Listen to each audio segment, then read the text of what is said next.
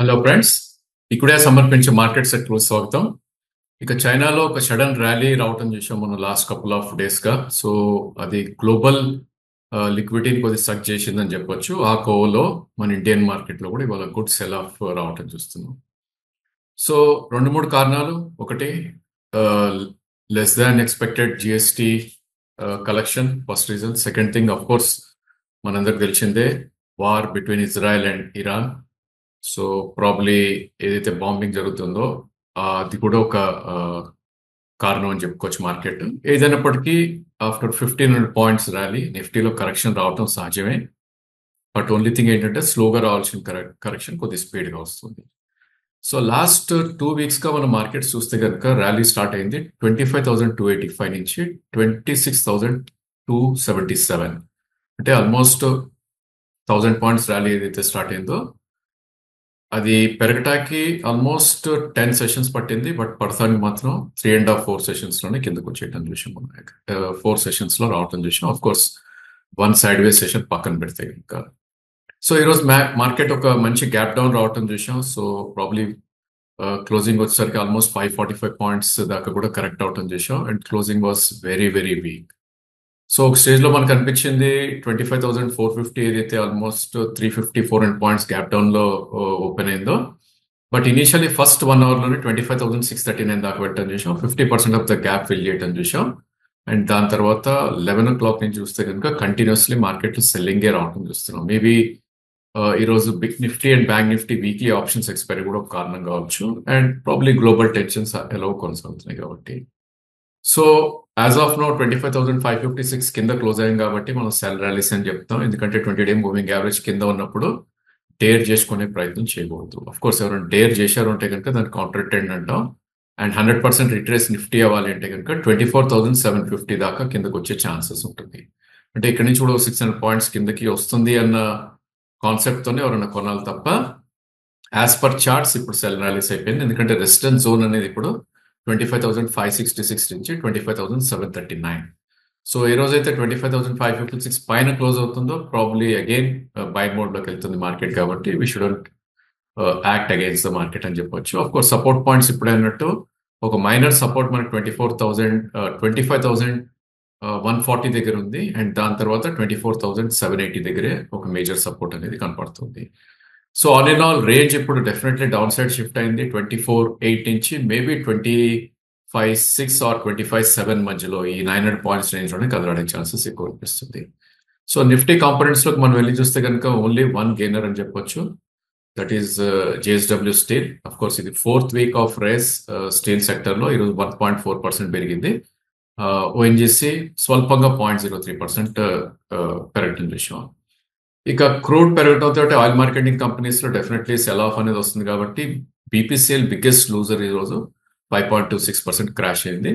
దాని తర్వాత finance and banking space ఒక మంచి సెల్ ఆఫ్ కి రావడం చేసాం. Stocks like Shriram 4.5%, Axis bank కానీ, ఐసిఐసిఐ, హెచ్డిఎఫ్సి, హెవీ వెయిట్స్ ఏవైతే ఉన్నాయి ఇవన్నీ కూడా వీక్ అయ్యాయి. ఒక సెక్టర్ అంటూ లేదు, ఆల్ ద సెక్టర్స్ మనకి నిఫ్టీలో చూస్తే కనుక అన్ని కూడా సెల్ ఆఫ్ కి గురయ్యాయి. Let it be pharma, FMCG కానీ, ఆటో కానీ, లేదంటే ఇన్ఫ్రా లైక్ ఎల్ఎన్టీ, అల్ట్రాటెక్, ఇవన్నీ కూడా. ఇన్ఫాక్ట్ గ్రూప్ వైజ్ మనం చూస్తే కనుక రిలయన్స్ ఆల్మోస్ట్ 4% క్రాక్ అయింది. అండ్ అదానీస్ కూడా ఆల్మోస్ట్ అబౌట్ 3-3.5% క్రాక్ అవుట్ అని చూసినాం.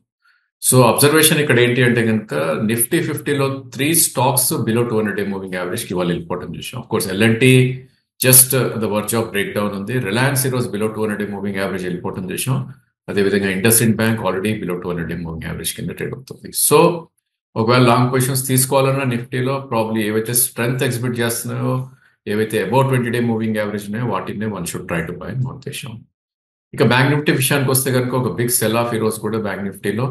సో ప్రాబ్లీ ఓవరాల్ గా చూస్తే కనుక 1000 పాయింట్స్ కింద క్లోజ్ అవుట్ అని చేసాం. ఒక 600 పాయింట్స్ గ్యాప్ డౌన్ తోటి 52,314 దగ్గర ఓపెన్ అయింది బ్యాంక్ నిఫ్టీ. దాని తర్వాత స్వల్పంగా ఒక 200-250 పాయింట్స్ రికవరీ రావటం చేసాం. సో ప్రాబ్లీ అది సస్టైన్ కాలేదు నిఫ్టీలో ఉన్నలాగానే. ఓన్లీ థింగ్ ఏంటంటే బ్యాంక్ నిఫ్టీ 2 వీక్స్ లో కింద డిసైసివ్లీ ఈ రోజు క్లోజ్ అవటం చేసాం, విచ్ ఇస్ 51,921. ఈ రోజు క్లోజింగ్ 51,860 అండ్ మధ్యలో 51,680 దాకా కూడా కిందకి వెళ్ళటం చేసాం. సో బ్యాంక్ నిఫ్టీ మనం మొన్ననే అనుకున్నాం below 20-day moving average trade అవుతున్నప్పుడు వి షుడెంట్ వెంచర్ అవుట్ అని. నౌ ఐ థింక్ 52,691 అనేది ఒక కీ రెసిస్టెన్స్ ఉంటుంది, which is about 800 points from current market price. దాని తర్వాత నెక్స్ట్ రెసిస్టెన్స్ అనేది 53,235 దగ్గర ఉంటుంది. సో ఈ రెండు కూడా రెసిస్టెన్స్ జోన్ లో ఉంటాయి. బట్ బ్యాంక్ నిఫ్టీలో గుడ్ థింగ్ ఏంటి అంటే కనుక సపోర్ట్ జోన్ దగ్గరలో ఉన్నాం మనం. సో ఫస్ట్ సపోర్ట్ 51,640నే. ఇన్ఫాక్ట్ ఈరోజు లో దగ్గరకు వస్తే కనుక that will become a very very great support. Maybe risk takers ఎవరైనా ఉంటే కనుక కౌంటర్ బెట్ కింద బ్యాంక్ నిఫ్టీలో లాంగ్ వెళ్ళొచ్చు. ఎందుకంటే స్టాప్ లాస్ మనం చూస్తే కనుక 51,300 కింద ఉంది, అంటే విచ్ ఇస్ అబౌట్ 300 పాయింట్స్.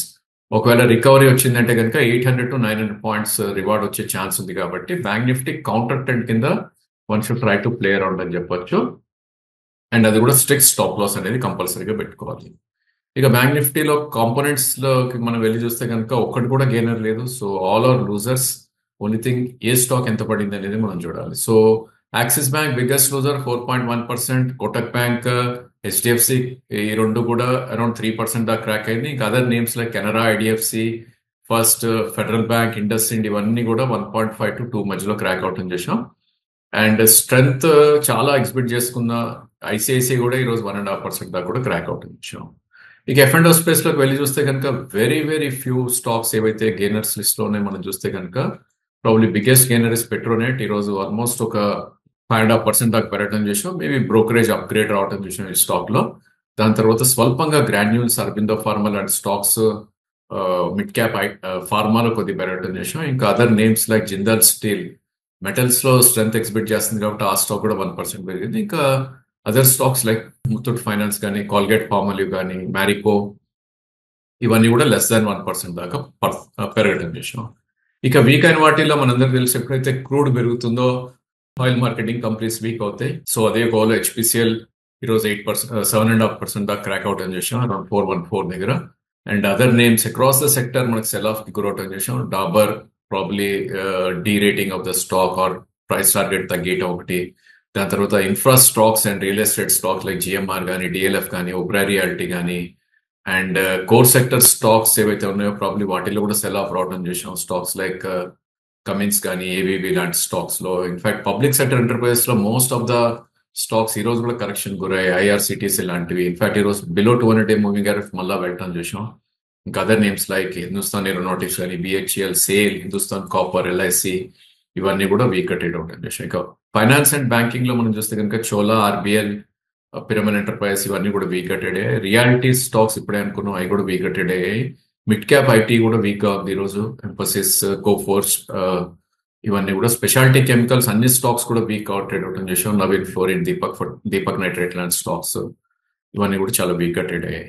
ఇక క్యాష్ లోకి మనం వెళ్ళి చూస్తే కనుక ప్రాబ్లీ లోకేష్ మెషిన్ మన హైదరాబాద్ బేస్ స్టాక్ చెప్పుకోవాలి. ఈరోజు ఆల్మోస్ట్ అబౌట్ 7.5% దాకా పెరగటం చేసాం. దానికి ప్రధాన కారణం వాళ్ళు సప్లై చేస్తున్న గన్ ఏదైతే ఉందో ప్రాబ్లీ ఒక శాంపుల్ మినిస్ట్రీకి వెళ్ళింది అని ఒక వార్త రావడంతో, వాటితో పాటు కొన్ని నేమ్స్ ఏవైతే బీట్ అండ్ డౌన్ స్టాక్స్ ఉన్నాయో వాటిలో ఈరోజు అప్ మూవ్ రావడం చేసాం. స్టాక్స్ లైక్ శివాలిక్ కానీ, ఇన్ఫీబీమ్ కానీ, క్యాప్స్టన్ కానీ, పితి ఇంజనీరింగ్.